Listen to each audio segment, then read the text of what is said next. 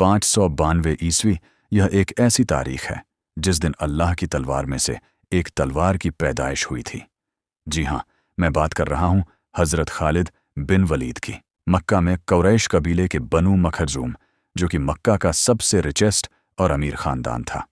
हज़रत खालिद बिन वलीद के वालिद का नाम वलीद बिन मुगीरा था, जो कि मक्का के सबसे रिचेस्ट और अमीर इंसान थे। उनकी दौलत के बारे में कुरान में भी जिक्र हुआ है। सूरह अल मुदस्सिर की आयत नंबर 11 से 14 तक।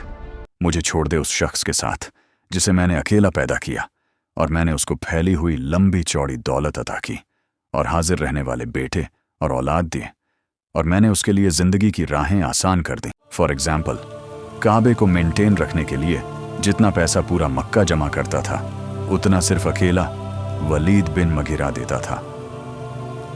मतलब कि हज़रत खालिद बिन वलीद मक्का में शहजादे एक प्रिंस की तरह बड़े हुए, क्योंकि उनके बाप के पास इतना पैसा था कि वह पूरी जिंदगी बिना कमाए बैठकर खा सकते थे। जंग उहुद में उन्होंने कुफ्फार की तरफ से लड़ाई लड़ी थी, और उनकी हिकमत की वजह से मुसलमानों को नुकसान हुआ था। उस वक्त वो रसूलुल्लाह के सबसे बड़े मुखालिफ माने जाते थे, लेकिन वक्त के साथ उनके दिल में नरमी आने लगी। वो सोचने लगे कि मोहम्मद जैसा सच्चा और रहमदिल इंसान झूठा नहीं हो सकता। जब सुलह हुदैबिया हुई और मक्का मदीना के दरमियान अमन कायम हुआ, तो उन्होंने गहराई से सोचा कि मैं आखिर किस बात का इंतज़ार कर रहा हूँ। मोहम्मद यकीनन हक पर हैं, तो मैं अब तक उनके खिलाफ क्यों हूँ। एक दिन रसूलुल्लाह ने अपने सहाबा से फरमाया, मक्का ने अपने सबसे समझदार आदमी को खो दिया है।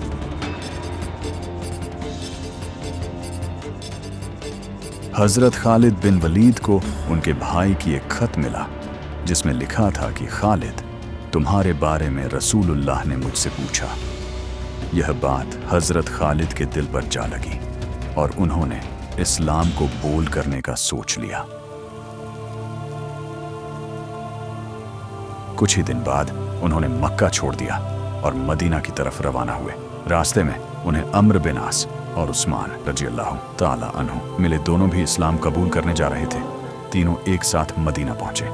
जब रसूलुल्लाह के हुजूर हाजिर हुए, तो खालिद रज़ियल्लाहु ताला अन्हु, या रसूलुल्लाह, मैं गवाही देता हूँ कि अल्लाह के सिवा कोई माबूद नहीं, और आप अल्लाह के रसूल हैं। रसूलुल्लाह मुस्कुराए और फरमाया, खालिद, मुझे यकीन था कि तुम्हारी अक़ल तुम्हें हिदायत तक ज़रूर ले जाएगी। फिर नबी ने दुआ दी, अल्लाह तुम्हारे तमाम पिछले गुनाह माफ़ कर दे।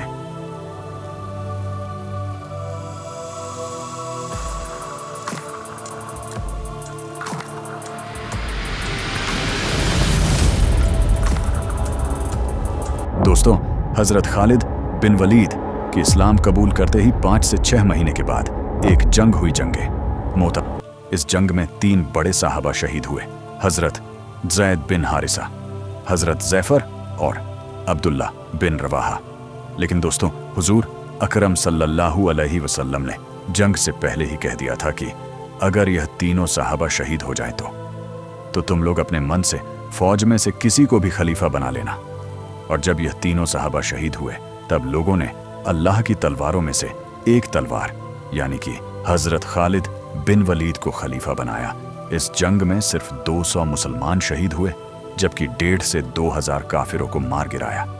फिर यहीं से हज़रत खालिद बिन वलीद ने ऐसे ऐसे कारनामा किया जो कोई सोच भी नहीं सकता। उन्होंने जंगे उलैस में 18,000 फौज के साथ 70,000 काफिरों को मार गिराया। उन्होंने जंगे अजनादेन में 10,000 फौज के साथ 60,000 काफिरों को मार गिराया। उन्होंने जंगे फिराज में 15,000 फौज के साथ 2 लाख काफिरों को मार गिराया था। उन्होंने अपने वक्त के सुपर पावर को कुचल कर रख दिया। उन्होंने फारिश की सल्तनत को कुचला, उन्होंने रोमियों को हराया, उन्होंने इराक को जीता, उन्होंने ईरान को जीता, उन्होंने सीरिया को जीता, उन्होंने आर्मेनिया को जीता, उन्होंने जॉर्डन को जीता। उसने अपनी पूरी जिंदगी में एक भी जंग ना हारी। उनको रसूलुल्लाह ने सैफुल्लाह का लक़ब दिया।